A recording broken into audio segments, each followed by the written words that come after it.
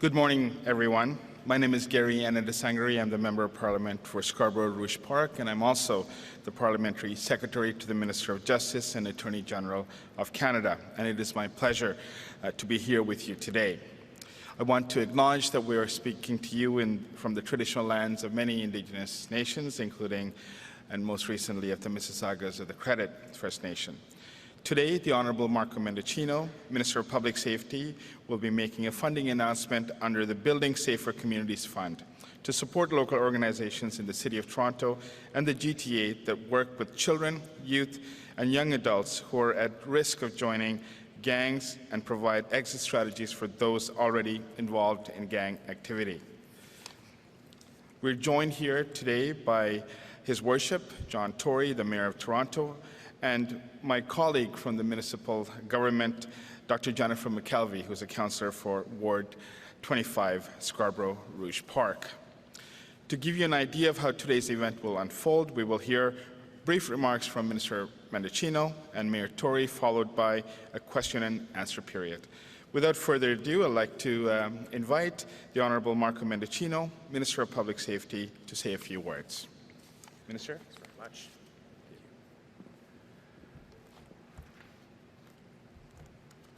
Well, thank you very much, Gary. Bonjour tout le monde, to my friend Gary and to my friend Mayor John Tory, to Councillor McKelvey, who's here with us as well, and all of the amazing people who are standing with us today. I just wanted to say a huge expression of gratitude for the conversation that we've just come to. I want to take a moment to specifically give a shout out to a number of the people and the organizations that are standing behind me today and with us.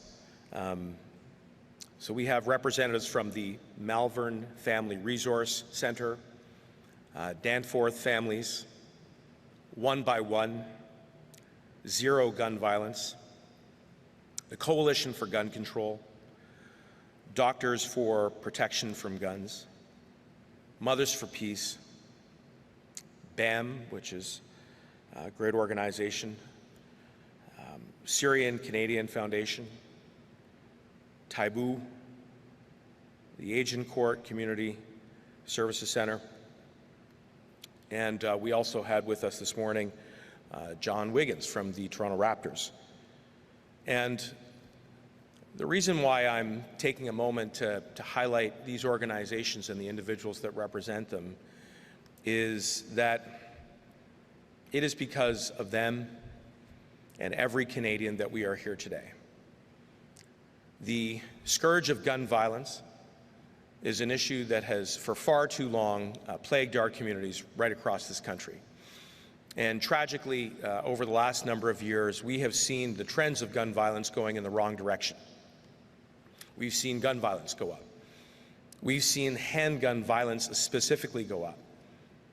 We've seen the connection between domestic and intimate partner and gender-based violence in the presence of guns go up. And between the years of 2013 and 19, the connection between domestic violence and guns went up over 30%. And the people who have been most profoundly impacted, the people who have lost loved ones, are the folks who have taken up the cause to be fierce advocates, calling on not only governments and other partners in this space, but all Canadians to do more.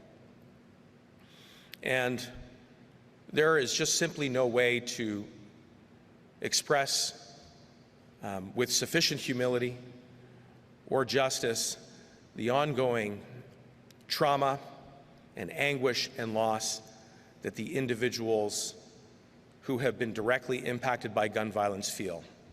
And this is not just something that happens once a week or once a month or once a year. The impact of gun violence is felt every single day by Canadians. C'est un enjeu qui est très sérieux. C'est un enjeu qui touche plein de Canadiens et Canadiennes, partout. Et de notre côté, dans mon avis, c'est inacceptable. We have to do better. We have to do more. That is one of the most important messages that I hear every single time I sit down with the folks, the survivors, the victims, families, that I take away with me. And it is so important that everyone know that we are going to do more. And it's true we've made progress as a government. We have done some important work in reforming our laws, making it harder for guns to fall into the wrong hands, into the criminals' hands, with stronger background checks. We're doing more by investing at our border. I mean, just yesterday I was in Windsor, Ontario to see how the CBSA is interdicting more and more illegal guns at the border, guns that then go on to terrorize our communities. In fact, in 2021, we seized a record number of guns which were attempted to be illegally smuggled into Canada. 2 years ago, our government introduced a national ban on AR-15 and assault-style rifles, and over the course of the coming weeks and months, we're going to put into place the steps that are necessary to begin the process of launching a mandatory buyback program which will get those assault-style rifles out of our communities once and for all, because they have no place in those communities.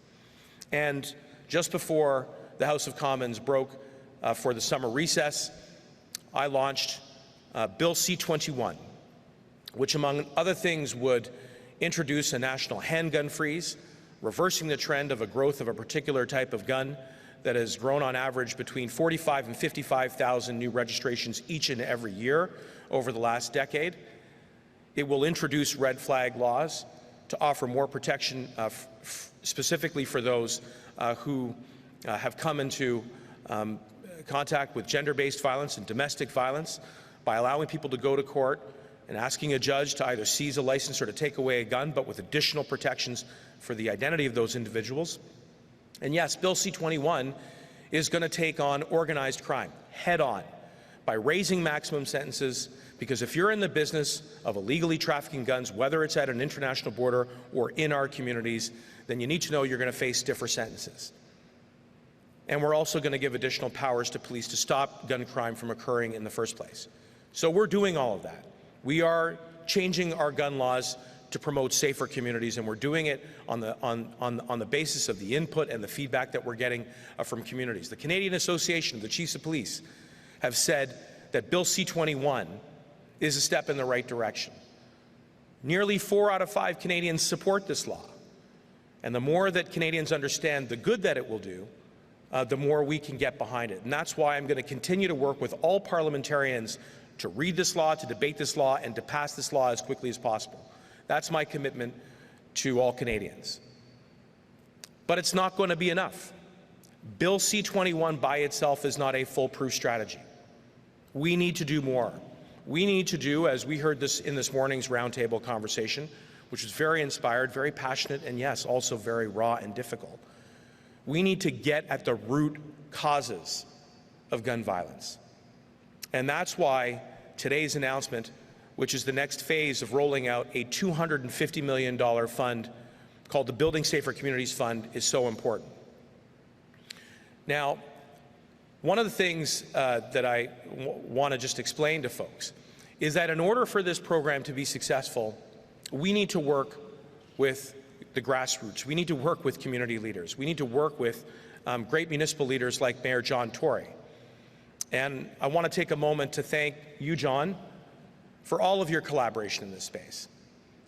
Because I know, like you and like others who are with us today, we've had those difficult calls far too often. And we will never understand and appreciate, like the people who are here with us, just how profoundly difficult and how indescribable the loss is that they've experienced. But what we can do is continue to work together, and I know that that is a commitment that you and I share. So I am very pleased to announce that the City of Toronto will receive up to $12.3 million in funding through the Building Safer Communities Fund. This funding will support community-led projects to combat gang violence and activities among at-risk children, young people, and young adults in Toronto. And it will help address knowledge gaps around the impacts of interventions in gang violence. It will also help to provide strategies that will off-ramp so that young people who are at risk make good choices rather than some of the choices that can lead them down the wrong path. And again, I really want to give a nod to the leadership in this room who told us today that it's so important that we work with them, that they listen to them, that we tap into their expertise and their knowledge in a way that is collaborative, so that we can make the best possible use of the federal funding that is being put on the table for the benefit of the City of Toronto and all of the communities that have been touched by it. I want to highlight that this new fund uses data and evidence, including population and crime statistics, to determine where investments should be allocated. It's a very smart and targeted approach that will ensure that communities who are most at risk will receive the support in a timely manner to invest in the safety of their residents. Our Toronto partners with us today know just as well as we do that when it comes to preventing and addressing gun and gang violence, that there is much more that we can do together. And as we undertake these efforts, we also know that there's no one-size-fits-all solution to gun crime and gang violence. And that's why at the very heart of this announcement for $12.3 million has to be cooperation, has to be communication, has to be collaboration. And I know in the City of Toronto, and indeed all of the groups here, there is enormous goodwill. There is enormous good faith. Because, as I heard from one mom today, we have to stop. Enough is enough. We have to be united in solidarity to solve the scourge of gun violence once and for all, and it's going to take all of us. And so with that, I want to say again a huge thank you to MP Anandasangaree for hosting in this wonderful venue. You see, you got the hoops right behind us. This is exactly the kind of safe and inclusive space we hope that will be one of the benefactors of the funds that are being leveraged today and announced today. And with that, I believe I'll turn it back over to MP Anandasangaree to introduce the Mayor. Merci beaucoup. Thank you. Thank you, Minister Mendicino. Thank you for that announcement. Now it's my pleasure to welcome back to Scarborough His Worship, John Tory, the Mayor of the City of Toronto. Gary, thank you, and good morning. And the first thing I want to say is that it is a pleasure to be here with Minister Marco Mendicino and with Gary Anandasangaree, and of course with my colleague, Councillor Jennifer McKelvey. These two governments, and frankly all three, if you look at the pandemic as the best recent example, we have proven that when we work together, when we put all of our ideas together, when we put aside any differences we may have, we can get a lot of things done and get a lot of things done quicker than people might expect. And we're doing that. We did it on the pandemic. We will continue to do it as long as that lingers. We are doing it on housing to the extent of record kind of activity. And these things are all related together. Not so much the pandemic, you hope, is going to go away and never come back, but the housing, the transit, the things that we're working on so closely together are things that are going to make a meaningful difference in terms of what the Minister made reference to, which is to lift up the community, provide them with greater access to opportunity, more inclusion, so as to reduce any inclination that people might have or any opportunity they might have to engage in criminal activity, because we have to do more. We have made progress. We have learned a lesson that maybe started originally with all of us saying, well, it was the job of the police service somehow, wherever you might be, the police service, the Toronto Police Service, to address crime by themselves. And then maybe it became that governments should do it by themselves. But now I think there's a much greater realization of the fact that the police have a role to play, and we're trying to change that in a significant way here in the City of Toronto. That governments have a role to play, definitely, but that we all have to do this together, and that includes the school boards, it includes community organizations, it includes the healthcare system, because we speak of issues, of course, that have to do with mental health and substances. And the bottom line is the same as it's always been. It was that we have to work together and do a better job. I think we are making progress in that regard. You know, it used to be the thought that you could just change a law and all of a sudden the challenge of crime, and gun crime in particular, was going to resolve itself. Well, we've learned that isn't true either. There is much more to be done, but I want to stand here today first and foremost to say thank you to the Government of Canada for listening. And they've listened in a couple of respects that I want to just point out today. First, they have listened in the context of the resources that we need to combine with ours, and hopefully some from the province as well, to put into investing in kids and families and communities to make sure that we provide an environment, especially for those who are struggling more in some of the neighborhoods, to prevent crime before it happens. That's going to be the best way to reduce gun crime, is to stop it before it happens. And I think that the Building Safer Communities Fund and the money being allocated today to the City of Toronto is going to help us with that. It is going to help to finance and shore up the foundations of organizations like the ones represented behind us today. And we did have a candid discussion in the other room, and we know that there is much more for us to be doing together. But I also know from listening that we're on the right track. We're on the right track. And I think we just have to continue to try to do more together, to bring more people to the table. So first and foremost, I want to say thank you for the investments that are being made today, which will go together with investments we are making. I think next to a different kind of care for seniors in our long-term care residences, the single biggest allocation of money, new money, in our city budget this year went to a shift that we are making to place a great emphasis on crime prevention, on building communities, on listening to communities so as to prevent crime from happening in the first place, and including people who are community leaders within those local neighborhoods in that discussion. The second thing that I want to thank the Government of Canada for is for moving to change the laws. I think that the freeze on ownership of handguns, measures being taken at the border, enhanced resources being placed at our border, increased penalties for those who traffic in firearms, these are significant steps forward that are going to help us in getting the guns off the street. And again, if you want to reduce gun crime, yes, invest in communities and families and kids, as the government is doing, as we're doing together. But also, if we get the guns off the street, that's going to make a huge contribution to reducing the gun crime. In our own case, we have a variety of programs ranging all the way from our T.O. Ward's Peace Program, which has the right people sitting at the table together. For the first time, you have school boards sitting with police, sitting with social service agencies, sitting with city people, sitting with the federal government, discussing together, case by case sometimes, person by person, so that you can eliminate the risk of criminal activity by addressing individual cases and family cases that are going to represent the critical mass necessary to deal with this. We have the shift to the Community Crisis Response Program, in which Taibu, who was mentioned earlier today, is one of our key partners in having calls for people who are in distress responded to by mental health professionals and not the police. A significant investment and a significant reform and initiative brought about by the City of Toronto and in place right now in key parts of the city. We have the programs like the BRAVE program that say when victims of gun violence come to the hospital, we seize that opportunity when they're in the hospital to counsel and support them, to hopefully give them the support they need to direct them away from any involvement with any people who are engaged in criminal activity. And we have job programs which are focused on the neighborhoods that need them the most, to make sure that some of the kids in neighborhoods where we've seen the greatest prevalence of gun violence are given an opportunity to spend a constructive summer. And again, we're investing significant amounts with support from the other governments in making sure that that happens. So this year in 2022, our investment is $15 million as a city government. In new funding for community safety programs and anti-violence initiatives. And that goes with the investment that the Minister announced today, part of the collaboration that we've seen between the Government of Canada and the City of Toronto in fighting these kinds of problems and in addressing the opportunities that rest with more affordable housing, better jobs, a stronger economy, and all the other issues that we deal with. So I want to thank Minister Mendicino and the Government of Canada for this additional funding.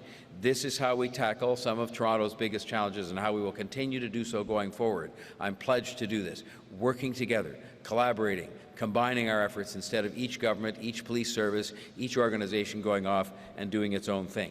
I know the Government of Canada believes that that is the way in which we're going to address these problems. Sometimes the progress can be slower than all of us would want, but it is progress nonetheless. I believe we are making progress on this. I believe we are making progress with the ultimate goal being to eradicate gun violence in our communities. I also just want to say one final word, which is to thank our city staff, because the programs I mentioned that we're funding that will be helped and augmented and expanded by this funding coming from the Government of Canada are programs that have been worked on hard by our own city staff and by our city councillors, including Councillor McKelvey. And I want to thank them for that effort. And I think now when we combine our efforts together and put this new money to work and collaborate the way we have on housing, the way we continue to on housing, the way we did on the pandemic, there's every reason to believe that it's going to make a material difference as long as we make sure that at the same time as we collaborate together, that collaboration includes every minute of every day the community leaders represented by those behind us today, because they are people who know best. They know that the victims of gun crime in our city are not just the victims themselves whose names and faces we see on television. It's the families who are traumatized by that forever. It's the neighborhoods that are traumatized by these events for a long time. And people could give up a sense of hope that they might have if they see these things happening over and over again. And our job is to stop them from happening and make sure that what we do is create the conditions in which they can be stopped, and they will be stopped, that people can have a sense of hope. They can have a sense of inclusion in the opportunity that I fundamentally believe is the City of Toronto. And I think all of these programs, all of this funding, all of this collaboration is going to address that, which really is at the root of why we see this kind of activity, that together with the changes in the laws, which I commend to you as being significant steps forward taken by the Government of Canada, and I thank them on that account for listening to what I and many other people have said. Thank you.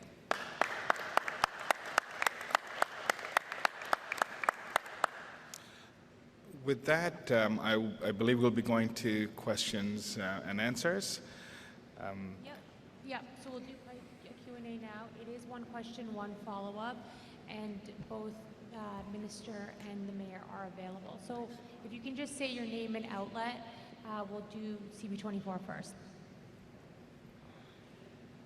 Hi, Minister. How are you? Nice to see you in Toronto. So I think everyone agrees that investments in community are great and they're important, but recent Stats Canada numbers show, as I'm sure you're aware, firearm-related homicides have gone up 37% over the last decade in this country. The Mayor noted stopping gun violence before it happens, but there have been many announcements, particularly in the last decade, about investing in communities, but still there is a rise in gun violence here in this country. So what evidence is there that investing in community projects stops gun violence and gang activity, particularly in this city? I mean, how do you know that these programs work? Well, I'm going to come to that, but first, you are absolutely right that the statistics are all moving in the wrong direction.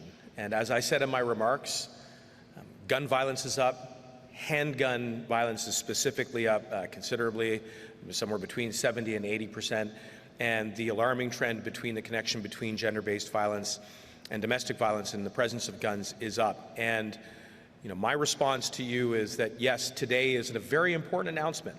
The announcement that we're making, offering $12.3 million to the City of Toronto, is going to help to get at some of the social determinants and root causes of the issue. And there's a wide array that we hear about from the community. So making sure that we get access to services and programs, whether it's in mental health or whether it's in developing skills for young people, so that they are more resilient. And the concrete evidence that these programs work is very much reflected in the leadership of the people that represent the various organizations who are here with us today. Talk to them. Talk to them about the challenges that they see in the conversations that they have with young people. Talk to them about the experiences that they have personally had to endure as a result of gun violence. They will tell you they know what works.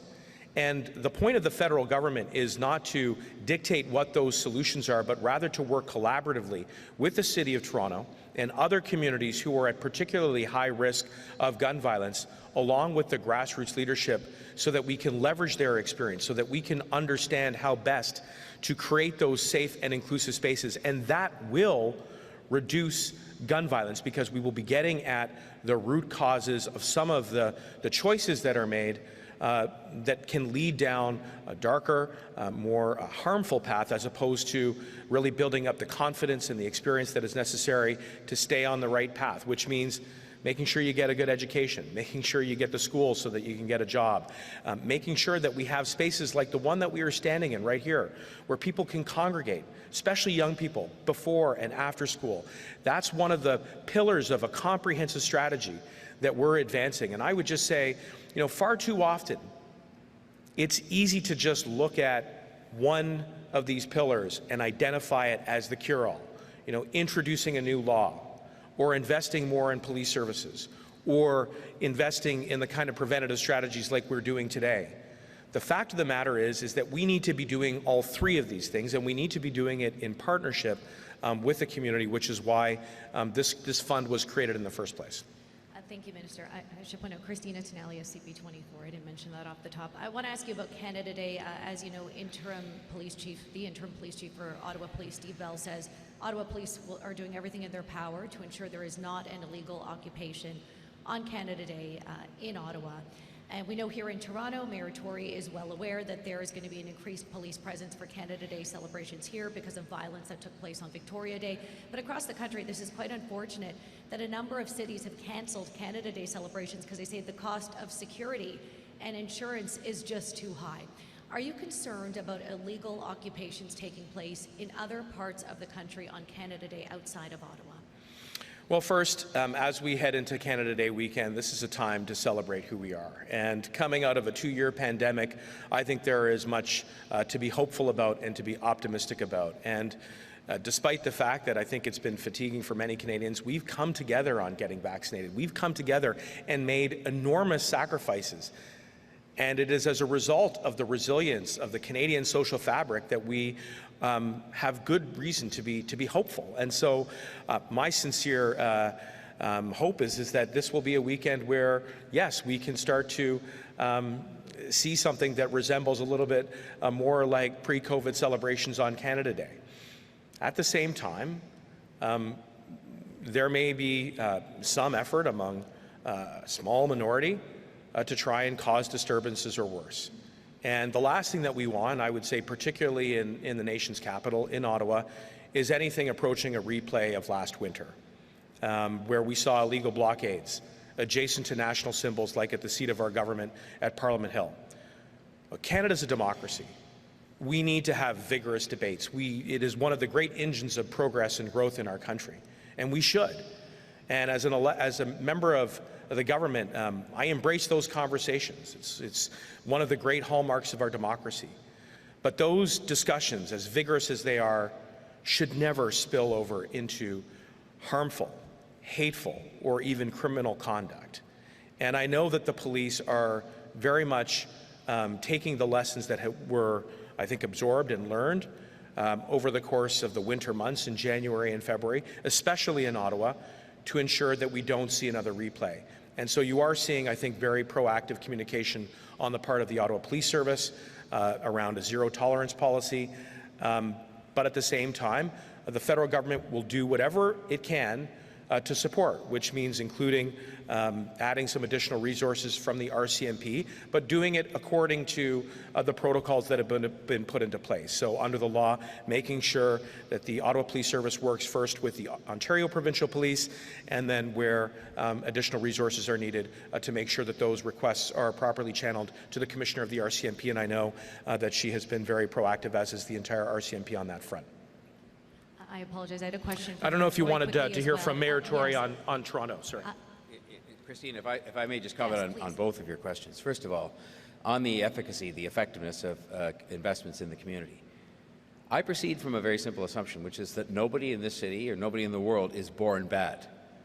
Nobody's born, with it baked into their DNA that they're going to engage in criminal activity. But people grow up in different circumstances.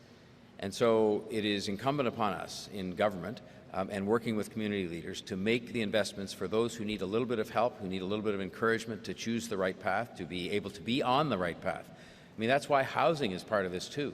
Housing is part of it. Employment is part of it. Staying in school is part of it. And these programs all direct themselves to making sure we create a better environment for people who might otherwise be induced into criminal activity by others who may not be pure in their intentions. And so I just think you need to look at the number of people we see and work with and collaborate with in the community today who themselves will say if it wasn't for a program or a space like this, they might have ended up in trouble, but they've ended up as leaders in this community, and all these kids have the capability of ending up as leaders in the community.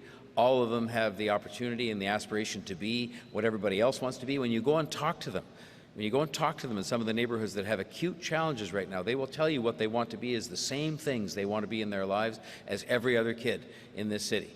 And we just have to make sure we create the environment that can make it possible for them to be what they want to be, and that does not include engaging in criminal activity. So I passionately believe in the effectiveness of these programs and that they work and that they are among the best ways in which we can reduce criminal activity. With respect to Canada Day and security costs, I can only tell you that while we've sent a message in the City of Toronto through the police service and through myself as mayor that I will back up the police service in having no tolerance for what amounts to reckless and often criminal activity with respect to shooting fireworks at each other and at police officers, in no way are we ever going to say that we are going to let the cost of that, which is not inconsiderable, stand in the way of celebrating our country. This is in a one day a year when we celebrate the good fortune we have and pause and reflect on some of the challenges we have as a country, and hopefully people will behave in such a way that we won't have to spend a lot of money on it, but that's what people expect the police service to be there for and their city to be there for. We're going to have Canada Day. The bill will be what the bill is, but hopefully if people behave in the way they should and not succumb to those who would engage in reckless behavior, we can have a Canada Day and have it at a reasonable cost. But cost isn't the issue here. I apologize, Mayor. I had one other question for you, Mayor Tory, in relation to an unrelated matter that I think many people are interested in. I'm sure you've spoken on this topic before, but I'm sure you've seen the images in the last 48 hours of the baggage mess at Toronto Pearson, specifically in relation to Air Canada. Air Canada says often these baggage issues are out of their control, and there are a number of factors, but you obviously promote Toronto as a world-class city. And people are waiting, 6 hours to find their bags, eventually leave, try and come back. Is it time to have a conversation with maybe Air Canada? I mean, it doesn't appear a solution is in sight to this specific baggage issue, and we are here on the cusp of the busy summer travel season. Thank you, Mayor. Well, I'll agree with one of the premises of your question. The airport, the Pearson International Airport, is the gateway not just to Toronto, but it is the gateway in many respects to all of Canada. And people form their first impressions sometimes when they're coming here to visit or to invest or to live or just to return home based on what they see at the airport. And clearly the situation there has been unacceptable during the last period of time. However, I will say that efforts have been undertaken by the Government of Canada dealing with some of the agencies they work with to improve the number of people who are doing some of the functions such as security screening and customs inspection, such that I think the overall record at the airport is better today than it was a few weeks ago, and I think there's every indication to believe that progress will continue. I am not personally familiar with the precise way in which baggage is handled, but certainly from my limited knowledge, it occurs to me that most of the responsibility for the handling of baggage rests with the airlines. And so I will undertake, in light of what's happened, which I should point out has happened in other places in Canada and in the world as well, but nonetheless, we're dealing with Toronto here and finding our own solutions to our own problems.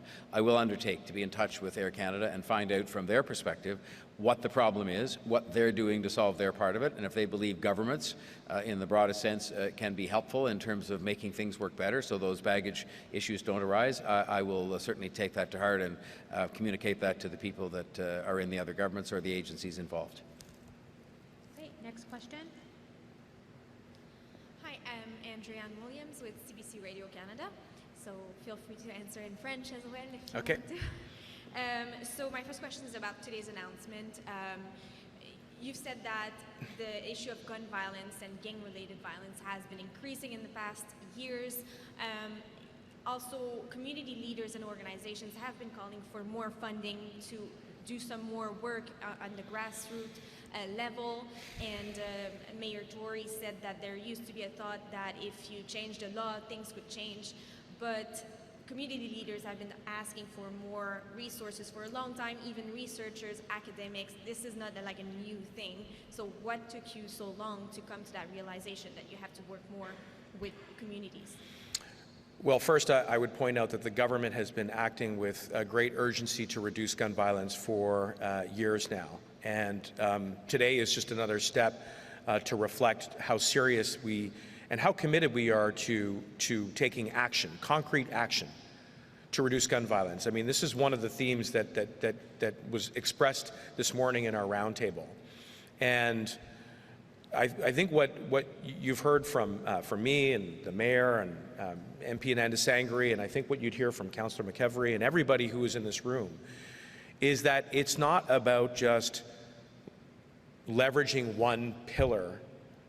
So it is not just about passing new laws. It is not just about investing more in police officers in our communities or at the border. And it is not just about creating new federal funding for the purposes of reducing the systemic barriers and social determinants which have led to gun violence. You have to be doing all three. And it requires vigilance and commitment and partnership with the people who have been most directly and impacted by gun violence, the people that are in this room. All I can tell you is that every time I have a conversation with somebody who's lost a loved one or who has been directly impacted by gun violence, it motivates me. It motivates our government to do more. So there is and has been, I think, a prevailing sense of urgency to move forward with all of these things through the legislation that I highlighted in my remarks, increasing the strength of background checks, banning assault-style rifles, launching a mandatory buyback program, introducing Bill C-21, which will put in place a national handgun freeze, take on organized crime with higher sentences, making sure that we stop the trend between domestic violence and gun violence. And yes, today, with $12.3 million for the City of Toronto, so that in partnership with the Mayor and the Councillor and the local MPs, and most especially the people who are in this room, who plead with us every single time to listen to them, to work with them, so that we can take this goodwill and make something material out of it, make something concrete that represents progress. That's my commitment. And certainly it is as a result of, I think, their advocacy and their leadership that we have to stay united on this. Et, I don't know si vous voulez quelques mots en français ou non, mais juste très rapidement, c'est pas un choix d'un pilier sur un autre. Il faut avancer le progrès sur cet enjeu avec trois piliers, avec des projets de loi comme C-21 qui vont introduire un gel national sur les armes de poing, qui vont attaquer avec plus de force le criminel organisé, qui vont renverser les tendances entre les liens entre les violences intimées et les violences causées par les armes à feu. Il faut mettre plus de ressources à la frontière pour arrêter le trafic illégal de les armes à feu. Et oui, aujourd'hui, il faut, en partnership avec les municipalités partout, introduire des programmes qui peuvent prévenir les violences causées par les armes à feu. My second question is about what happened in BC yesterday. So, in the light of the robbery that happened in Saanich, are police services in Canada adequately equipped to handle these types of situations? And do you have confidence in RCMP Commissioner Brenda Lukey? Well, I received an initial briefing last night about the incident, and the first thing that I want to do is express our solidarity and our thoughts with the community, and especially those frontline officers who were involved in this incident. I know they make a tremendous sacrifice. Police do every single day. They go out into the community and they do everything in their power to keep your community safe, and we can't lose sight of that. And I have already expressed my support through the RCMP Commissioner to those officers, including in the community of Saanich specifically, so that they know that we are there to support however we can. In the meantime, I will reach out to my counterpart, Minister and Deputy Premier Mike Farnworth, with whom I've got a good relationship, to see if there's anything else that we can do. But it is yet another reminder that gun violence is impacting our communities every single day. And just that it is important that we continue to take all the steps that are necessary to eliminate it, including getting at some of the root causes like the announcement around the Building Safer Communities Fund. I have a follow-up on that. So I was wondering if you worry that Canadians are losing trust in the RCMP and in the Commissioner's ability to manage her troops. Well, on the easiest of days, being the Commissioner of the RCMP is tough. It's a big job. I know that the Commissioner works every day to work with her leadership team as well as rank and file RCMP members. There's a very long-standing relationship between the RCMP and a variety of communities, provincially, municipally, right across the country. And no doubt, every time there is a report about police officers being harmed by guns or being killed by guns, it's a difficult day, which is why I think the most important thing that we can do as a government is first to express solidarity and support and sympathies for those who have been hurt in the last 24 hours, but equally to go forward to offer police additional tools and resources that they need so that they can do their jobs of protecting Canadians, and that is our commitment. And this is last question. Good morning, Minister. Thank you for taking my question. Momin Qureshi with City News. I just wanted to, you touched on it a bit in your remarks there, as did the Mayor, about changing the laws in terms of punishments there. But something that the Mayor and the Premier talked specifically about earlier this week is making it tougher when it comes to bail conditions, bail sentencing for repeat offenders. And I just wanted to know if the government is planning to address that specifically when it comes to repeat offenders. And Mayor Tory, I'd like to hear from you as well if possible. I'll say just a few brief words and then turn it over to Mayor Tory. But look, as a former federal prosecutor, I'm intimately familiar with the importance of writing good, smart, evidence-based laws, and have seen the application of those laws in a courtroom to do good, to keep our community safer. Nevertheless, it's important to constantly reassess whether or not we need to create new tools. And I've highlighted some of those new legislative tools which we've created, and I would come back to what Bill C-21 will do. Bill C-21, which is the product of extensive consultation with leadership which is represented in this room, consultations with leaders from municipalities, including Mayor John Tory, will put an end to the trend of seeing an ongoing growth in the domain and the universe of handguns. Something that I think we can all rest assured will hopefully lead to a reversing of the trend of seeing more handguns contributing to serious violent crime. I think when it comes to recidivism and repeat offenders, one of the things that I would highlight is that Bill C-21 does take very seriously the threat posed by organized crime. It does raise maximum sentences from 10 to 14 years if you're in the business of illegal trafficking, so that your jeopardy goes up. And at the same time, our government places faith, trust, and confidence in the judiciary, in non-elected judges who understand the law, who understand that it is important to look at the particular circumstances of every offender, the seriousness of those offenses, to dispense justice.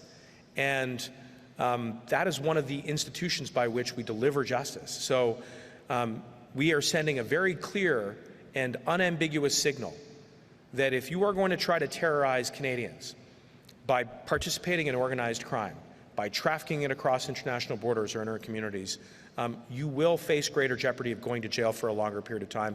And I'll turn it over to Mayor Tory to add a few words. Merci.